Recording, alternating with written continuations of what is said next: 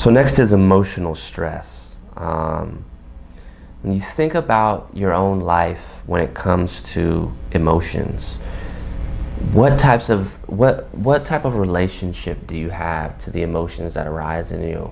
Now, first you might think, am I an emotional person? Does my work cause me to stress out a lot? Do people in my life cause me to stress out or get angry or something like that? I like to think of it in these terms, like my relationship to my emotions. Do I view my emotions as me or just emotions that arise within me?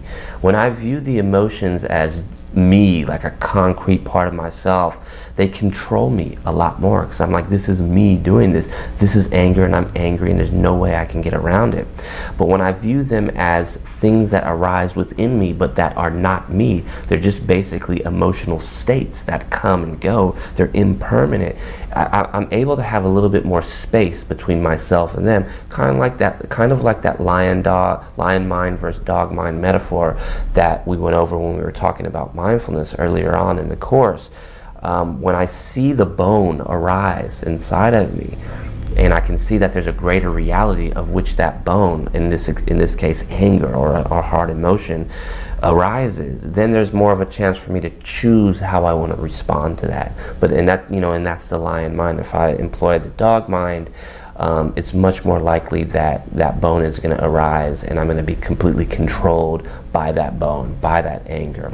So relationships to emotion is very, very important. I just want you to kind of take a moment and rate yourself on that. Like, where do you kind of hang out in your default more, in the lion mind or in the dog mind? And any is okay. I mean, we're not trying to judge anybody here. It's just, you want to just take a firm assessment, a clear assessment of where you're at now, because then we can figure out where we need to go in terms of motivating ourselves to take better care of ourselves when it comes to our emotional life and our emotional body.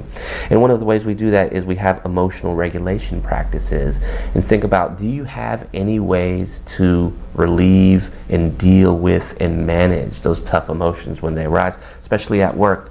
Now, that type of self-care practice could be meditating or mindfulness, kind of like what I was just describing, like literally just observing the emotion and knowing that it's going to come and go. It's a great practice, and it can be a difficult practice at times. But there's other things too, like, for example, exercise, and this is how another way this all overlaps.